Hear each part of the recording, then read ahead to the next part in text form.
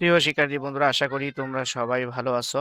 তো শিক্ষার্থী বন্ধুরা, তোমাদের এইচএসসি 2026 ফলাফল সংক্রান্ত সর্বশেষ আপডেটটি, অর্থাৎ শিক্ষা মন্ত্রণালয় কর্তৃক আন্তঃশিক্ষা বোর্ডের সমন্বয় কমিটি যে সর্বশেষ আপডেটটি জানিয়েছে, সেই আপডেটটি আমি তোমাদেরকে জানিয়ে দিচ্ছি। তো শিক্ষার্থী বন্ধুরা, অবশেষে অবশ্যই একটি স্থিতির খবর এসেছে যে তোমরা যেটা জানতে যে তোমাদের এই মাসে ফলাফল হস্তান্তর হচ্ছে, সেটি অবশেষে আশা করছি আমরা এই মাসের মধ্যে, অর্থাৎ তোমাদেরকে যে বলছিলাম 28শে জুলাই এর মধ্যে ফলাফল প্রকাশের কথা, সেটা হয়তো সরাসরি 28 হচ্ছে না, তোমরা 30, অর্থাৎ এই মাসের মধ্যেই যে বলছিলাম সেটা কিন্তু ঠিক আছে, এই মাসের মধ্যেই পাবে।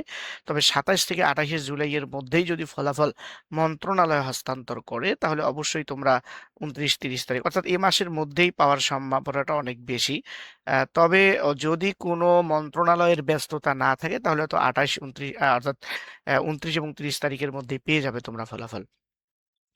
তো শিক্ষার্থী বন্ধুরা, চলুন আমি তোমাদেরকে প্রুফ সহ দেখিয়ে দিচ্ছি যে এই ফলাফল তোমরা কত তারিখে পেতে পারো সে সম্পর্কে। যে সর্বশেষ দেখো, আজকে 23শে জুলাই 2026 3টা 50 মিনিটে, অর্থাৎ কিছুক্ষণ আগেই নিউজটা প্রকাশ করা হয়েছে।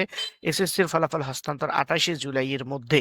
তো 28শে জুলাই এর মধ্যেই যদি ফলাফল হস্তান্তর করা হয়, তাহলে সেটা 27 তারিখে হস্তান্তর করলে অবশ্যই তোমরা 29 তারিখের মধ্যে ফলাফলটা পেয়ে যাবো।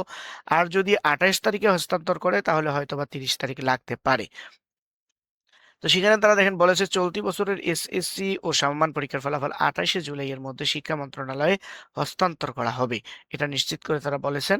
আজ বৃহস্পতিবার এই তথ্যটি ডেইলি ক্যাম্পাসকে আহ, সাংবাদিকদের সঙ্গে আলাপকালে আন্তঃশিক্ষা বোর্ড সমন্বয় কমিটির সভাপতি ও ঢাকা মাধ্যমিক ও উচ্চ মাধ্যমিক শিক্ষা বোর্ডের চেয়ারম্যান অধ্যাপক সৈয়দ আখতারুজ্জামান এই তথ্যটি তাদেরকে জানিয়ে দেন।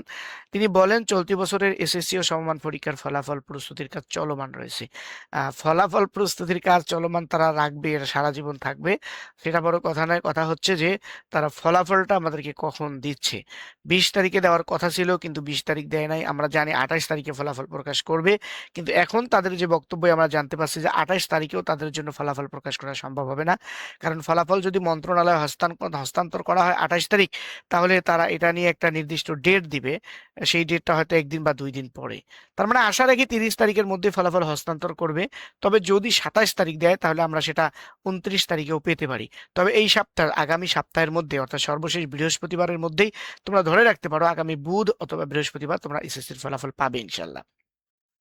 তো তারা বলছে, চলতি বছরের এসএসসি ও সমমান পরীক্ষার ফলাফল প্রস্তুতির কাজ চলমান রয়েছে। আমরা 27 বা 28 জুলাই এর মধ্যে শিক্ষা মন্ত্রণালয়ের সংশ্লিষ্ট বিভাগে জমা দেব। পরে মন্ত্রণালয় ফলাফল প্রকাশের তারিখ ঘোষণা করবে। আমরা আমাদের কাজ করে যাচ্ছি। জানা গেছে, সাধারণত এসএসসি সমান পরীক্ষার লিখিত অংশ শেষ হওয়ার 7 দিনের মধ্যে ফলাফল প্রকাশ করা হয়। ওই একই বাজনা তারা সবসময় বাজায়।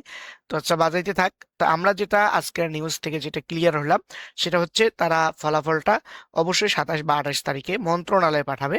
তো মন্ত্রণালয়ে 27 তারিখে যদি হস্তান্তর করে, তাহলে আমরা আশাবাদী থাকতে পারি আগামী বুধবার, অর্থাৎ 29 তারিখ ফলাফলটা হস্তান্তর হবে।